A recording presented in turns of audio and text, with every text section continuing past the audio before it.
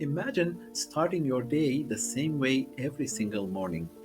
That was David's life for years. He would open his eyes, reach for his glucose meter, hope for a better number, and see almost the same result again. Most mornings, his fasting blood sugar hovered between 160 and 230. He took his tablets, tried to follow dietary advice, and went to his checkups. On paper, people told him things were not too bad, but his body didn't agree. David woke up tired, even after a full night of sleep. His legs felt heavy on the stairs. His thinking was slow in the morning, as if his brain needed extra time to turn on. He felt older than his actual age, and he started to believe this was his future. If any part of this feels familiar, David's story can help you understand what type 2 diabetes does inside the body and how calcium quietly plays a role in this process. We'll also see what changed when David spotted his calcium traffic and why those changes showed up both in his numbers and his daily life. Let's start with a simple picture of diabetes. When you eat, food is broken down and sugar enters your blood. Your body sends out insulin, a hormone that knocks on the doors of your cells, saying, "Please open, sugar is here to give you energy."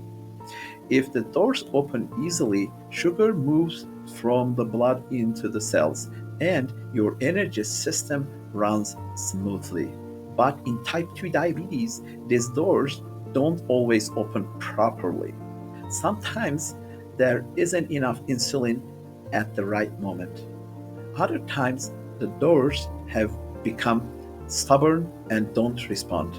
This is insulin resistance. Now, where does calcium come in? Most people think of calcium only as a bone mineral, strong bones, healthy teeth, that kind of thing. But inside the body, calcium is also a messenger. Imagine tiny sparks of light passing through your cells. Those sparks are like calcium signals. They tell the cells that make insulin when to send it out. In your muscles and fat cells, the sparks signal when to open their doors to sugar. They also tell your internal power stations to produce more energy. Calcium signals guide cells on when to calm down and when to react to stress. When these tiny calcium signals are clear and well organized, your metabolism can adapt. For David, this made a real difference. When sugar rose after meals, his calcium signals were able to move efficiently, insulin came out on time, and his cells knew what to do. But when calcium signals were messy or weak, everything became harder.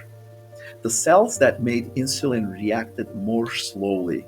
They didn't release insulin with the same strength as before. His muscles and fat cells didn't hear insulin clearly, so they didn't open their doors wide enough for sugar. Inside each cell, little storage rooms for calcium became confused. Too much calcium got stuck in the wrong places, and not enough reached the signaling sites. This affected more than just sugar. David's energy dropped, his cellular engines worked harder under stress, and small amounts of inflammation lingered in the background. In fat tissue, too much calcium inside the cells can trigger the release of substances that worsen insulin resistance. The nerves also depend on fine calcium control to move messages along their long fibers. When calcium is out of balance for years, nerve transport slows down. Many people notice this first as burning, tingling, or strange sensations in their feet and hands, sometimes long before tests show big changes. bones and blood vessels feel this calcium shift too.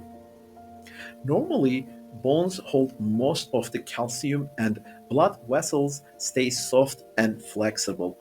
But with long standing type 2 diabetes, some calcium slowly leaves the bones and settles in vessel walls and other soft tissues. The cells in the vessel wall start acting more like bone building cells.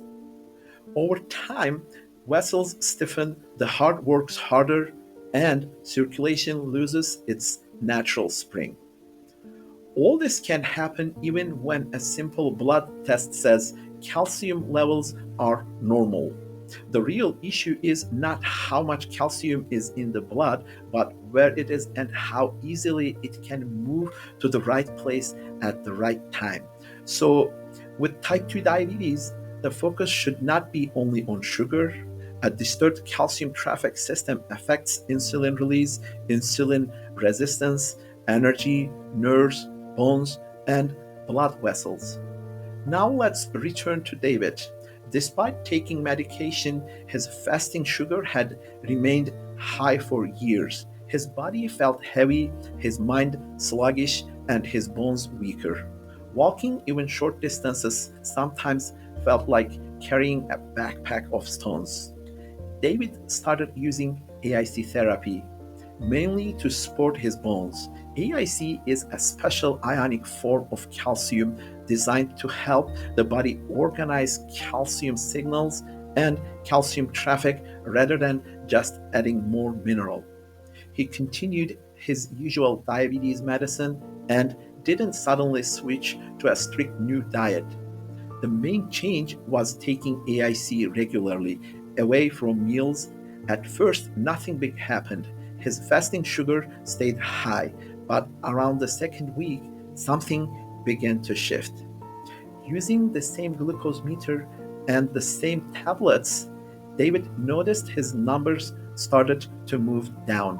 Instead of the old 160 230 range, his morning sugar settled around 118 160. For David, this was huge. For the first time in years, his body responded to his efforts. The change wasn't just in numbers, his head felt clearer in the morning. He didn't need as long to warm up. Moving around the house, preparing breakfast, even walking the stairs, all felt easier. He described his body as less stiff from the inside, less trapped, more ready to move and live. If you have type 2 diabetes, you might ask, could disturbed calcium traffic be a part of your story too? Think about which parts of your body feel the most tired or stuck in daily life. Here is how AIC helped David's cells. Think of calcium as traffic again. In the cells that make insulin, AIC helps it move in a smoother rhythm. Weak signals become clearer, allowing insulin to come out of the right time and pattern. In muscle and fat tissue, steps that respond to insulin rely on clean calcium movement. With AIC, these steps line up again and the doors on the cell surface open more easily. From the outside, insulin resistance softens.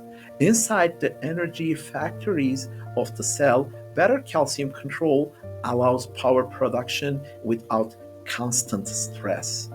Fat tissue sees more balanced calcium, calming inflammatory signals.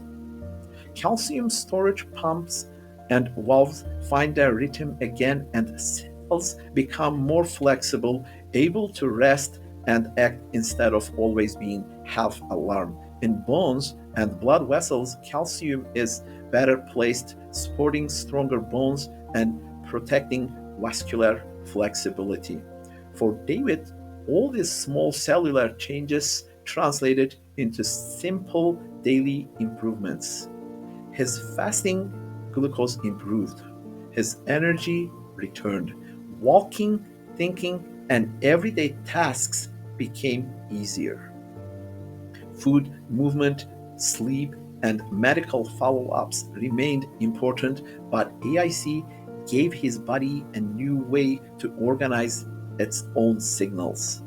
David's journey shows a clear message: you are not just a person with high sugar. You are a living network of cells communicating constantly. Calcium is one of the main words they use. Supporting healthy calcium movement helps insulin work better, helps your cells receive messages clearly, keeps bones and vessels protected, and allows energy and mental clarity to return.